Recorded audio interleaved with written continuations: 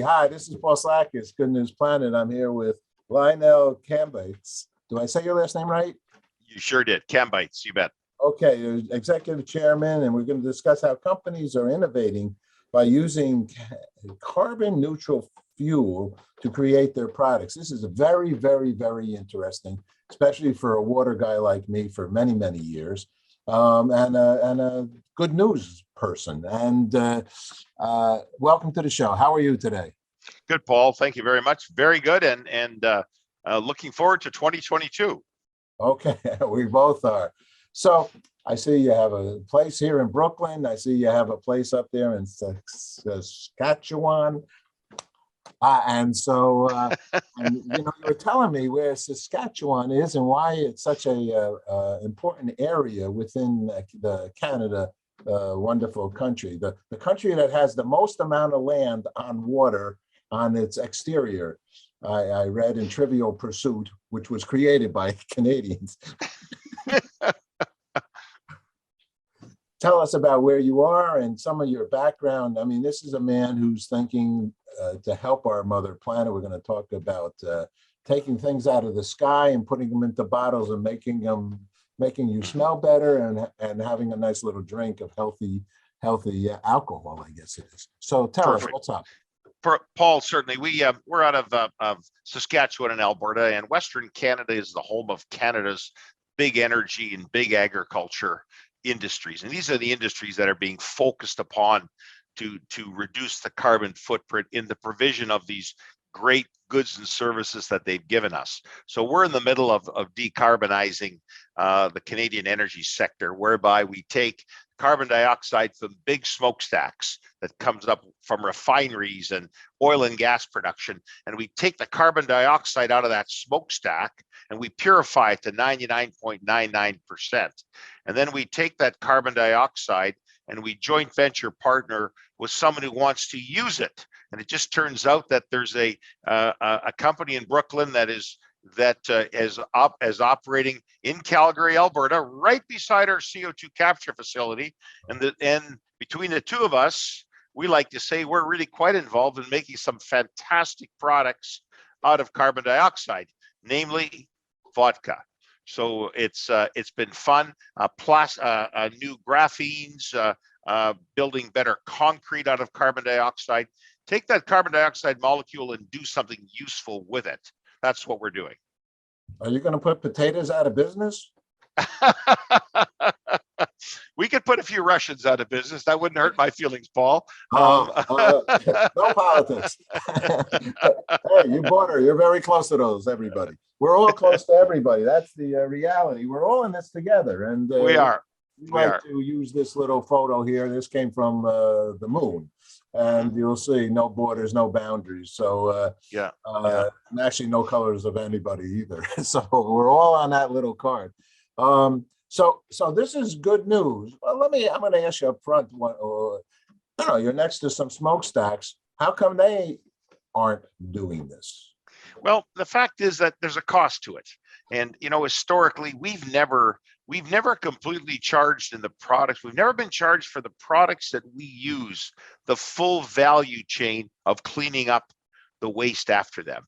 We've never been charged for the cleaning up of that waste. So now it's a new charge that we have to bring into the value chain to capture that last step, the carbon dioxide. But now the secret is capture it, yes, but let's find something to do with it. That's where the new technology is emerging. And that's where we're spending a lot of our time, capturing and providing and doing something with that carbon dioxide molecule that is now useful.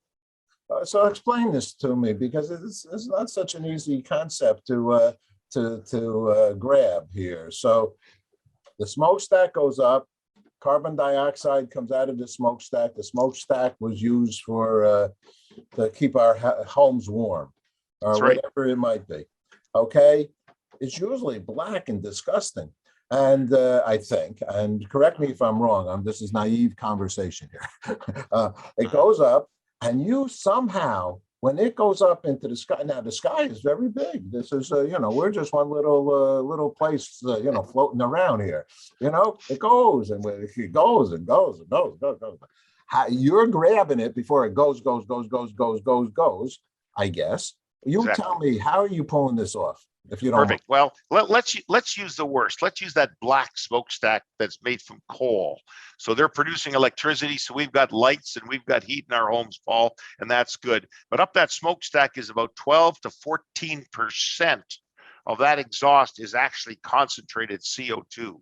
So what we do is we divert that exhaust, we run it through our system, and we capture the carbon dioxide out of that. So that's really what we're doing. So we've concentrated carbon dioxide, we capture it, that 12 to 14%, and we purify it. We now have 99% pure carbon dioxide. So that's how the capture process works. Then we take that carbon dioxide and we use it to strengthen cement, for example. It makes a lighter and stronger cement. We use it to supply for the manufacture of Airco out of Brooklyn, of vodka, an ethanol-based product where you're actually building vodka out of a CO2 molecule. We use it to build, you and I would know this, the new nano tubes and nanographics, the high composition things for airplane wings, and some of those new materials that are being used in the nanographics business. We use it for that as well. So that's the key to this: capture it, but offset the cost by being able to use some of that carbon dioxide. Oh, I think it's wonderful. I think the entire world concerned about water, let's say, itself, needs to be thought through as a business opportunity. So people will want to desalinate. People will want to take water out of the oceans that are rising and take it and put it into the land in Saskatchewan, and land that's they call deserts, land that needs that water, and there's plenty of places on Mother Earth. I mean, Mother Earth has a lot of land as well. I know they say 3/4, but that still leaves a big quarter of land that probably could use some irrigation, right? Look at some of the problems. Put out a fire. And there's a few of those. And Paul, you're absolutely right. But I think more than anything, Canada, the United States are really taking a lead right now in trying to decarbonize our energy. Water is going to play a very significant role in the new energy economy as the electrification of the car is now occurring. And as you know, in the next 7, 8, or 9 years, the majority of the cars will be driven under electric platforms. Then we also are moving towards a different fuel where hydrogen and hydrogen fuel cells will be used to produce electricity. Hydrogen will be made from water. We'll split the water molecule and create hydrogen from that. So I think we're transitioning from a traditional oil and gas economy over the next 25, 30, 40 years into the beginning of a hydrogen economy as well that will help us build a new electrified world. I'm listening, Spotify or whatever on the big guy here, the big girl here. This is running the world now. These little phone apparatus. Yep. And which is good. And as long as we get some good messages on here, peace, love, hope, and work together, we'll be good. I mean, we could have done it on the TV too, not the radio, and in the newspaper. But we seem to not have made that the priority. Maybe we can make this, because everybody's a producer now, right? And the TikToks and the Instagrams, we all have a better opportunity to get a message out to more people, which is a good news story. I have heard many times, and they're running it a lot, a company like Mobil, I'll just bring it up, Mobil X/Exxon, saying that this is things that they want to get into by the year, and everybody's got a year, 2030. The UN has a year, the whole world will change by 2030, and the sustainable goals and so on and so forth.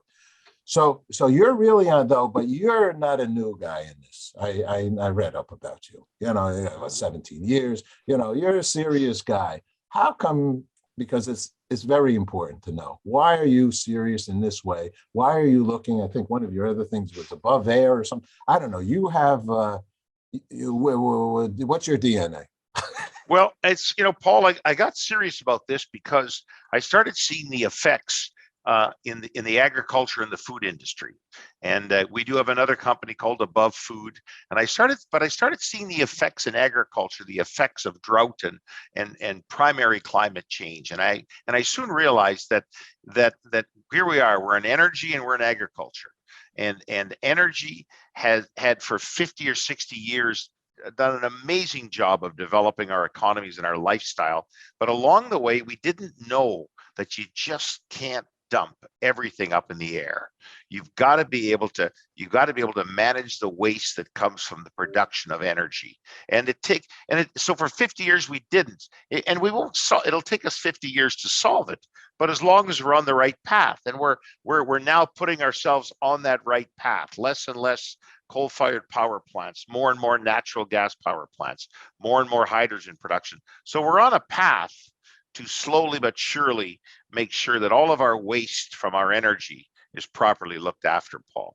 So let me ask you, I'm going to even go back a little further, okay? A little boy, or maybe a little older than a little boy, or maybe a college kid, and so on and so forth. Or maybe parents or grandparents.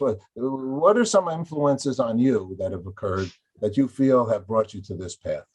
Thank you. I think it's primarily the ability to survive in the growing of food and survive the new climate change and the droughts that were occurring and the instability that it was doing to help feed the people of the world.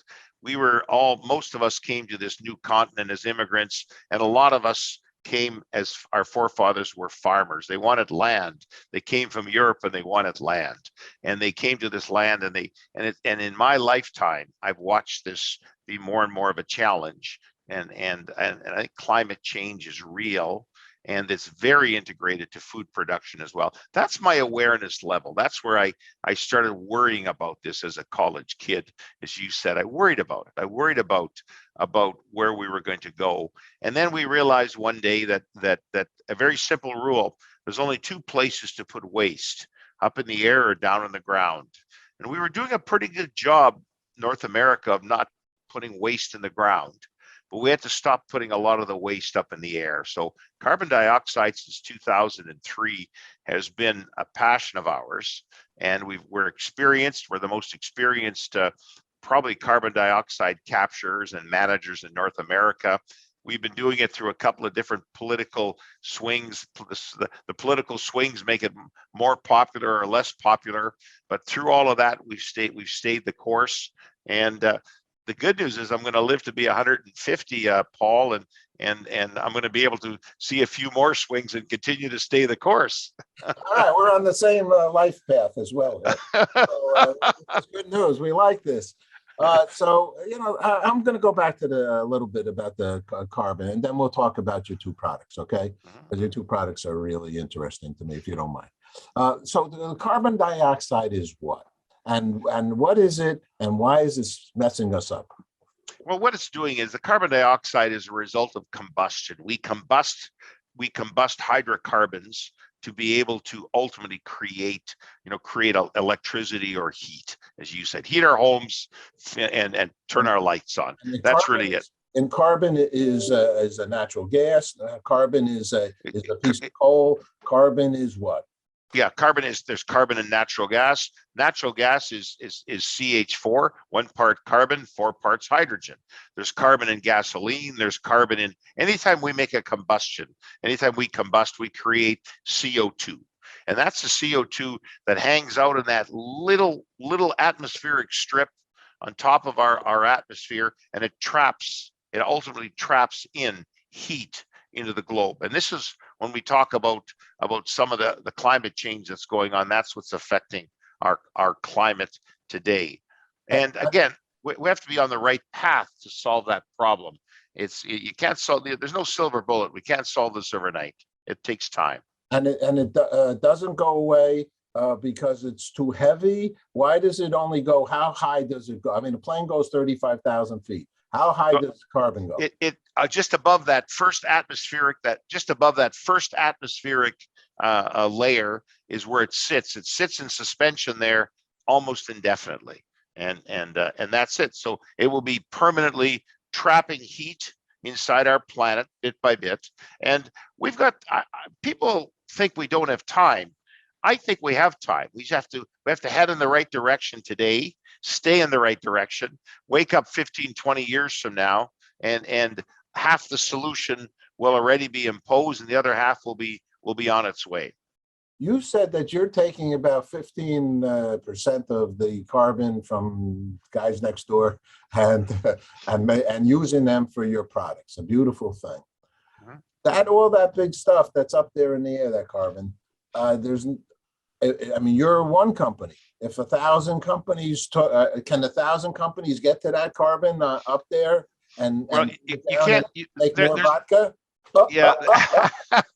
Well, that's a good thing. We'll all be happier people, Paul. But the fact is, there are new technologies emerging, Paul, that are looking at pulling carbon dioxide out of the air. Now, those are far more expensive.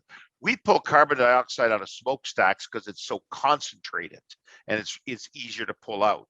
And yes, there'll be many companies in the future will be capturing carbon dioxide. It'll be part of every energy platform. If you're going to produce energy, produce electricity, you need to manage your carbon dioxide. So I think our company is a forerunner and a young pioneer in this. Even though we're 17 years old, we still feel like kids. We're just a young pioneer in this new industry, Paul. But you said some very brilliant things here. You said that the companies themselves have never really dealt with their own, and it's not them, it's me with my light on right now in my house. I'm not from the guys that say, hey, it's your fault, the oil company. I think I drove a car once. And so we're all in it. No doubt that if I'm going to make a mess somewhere, I'm going to clean it. I think, and this guy named Bowles, he wrote a book. Everything I ever learned, I learned in kindergarten, something like that. You clean up after your mess. That's sort of like a responsible way to live. So I imagine, won't the governments put some restrictions on? I mean, we do have this governmental oversight. Do you think that's coming? And or do you think we're going to pay an extra $3 for gas? It is coming. The government oversight is coming, and ultimately there'll be taxation. Governments around the world are going to tax these large carbon emitters. But you're right. At the end of the day, it's us, Paul. We flip our lights on. We're the ones that flip the lights on and ask for that energy. Now, we have to expect that energy has to come to us cleaner. And yes, we are going to have to pay slightly more for our energy. We have to get better at it.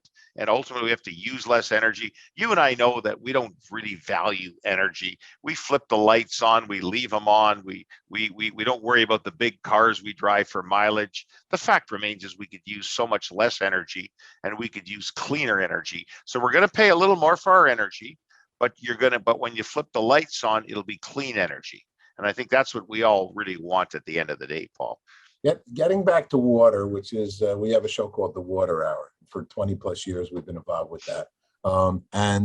Because Pete Seeger, a gentleman who had the Clearwater here, helped to clean up the Hudson from the nuclear power plant up there in Indian Point. And so it became a big passion, and they've done a lot of good work on doing that. Unfortunately, they should have never let the Atlantic Ocean go up the Hudson River, but that's another story to make it all salty. But there's other, realities here that we need to deal with. So, the word value, you brought a good word up in the World Water Day, which actually we did help create with the United Nations some years ago, with the country of Tajikistan, and one of my associates, Phil Sowers. The word they use is value of water now. They have something even called WASH, which is WA is water, and then S is sanitation, and H is hygiene. Our water concern, to me, and we're doing concert and things all the time for water, that's also in our face, right? What do you think on water? I think, Paul, you're absolutely spot on. I think it's like clean air. We've taken it for granted. We've taken it for granted, and we've done a good job of keeping our air clean. With these smokestacks no longer have acid rain, and the big dark sulfur is pulled out of the smokestacks. The CO2, of course, affects our climate, but water I think as well has to be valued and treasured more. I mean, the Texans put it right? Whiskey's for drinking and water's for fighting. And you can see why they said that, because when I look at agriculture and I look at the uses that we have for water moving forward, I don't think we've done enough we still haven't done enough to preserve the water sources and the quality of the water that we require, Paul. And I want to stay focused on that and keep talking about water. We just have to not take it for granted, Paul. Very good messaging. All righty. Well, we're on that same page as well. Actually, we got had a TV studio in Brooklyn, no less, too. So, so this is all good. I love what you're doing. And so now, you've given us a tremendous amount of information. Now let's hear about your vodka product and your eau de parfum. Do I say that right?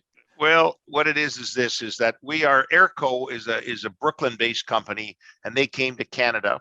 And it came right into a power plant in Calgary, Alberta. And we were capturing carbon dioxide with our technology from this power plant. And then we were supplying the carbon dioxide right next door. The Brooklyn-based company Airco was indeed producing the alcohols and the ethanols and the base for perfumes that they are ultimately producing using carbon dioxide. So that's really the magic when our great technology combines with technology from your country, and we create a product like that from something that historically was waste, that really was our enemy, that was going up in the air. We're now taking it and bringing it back into having a valuable product.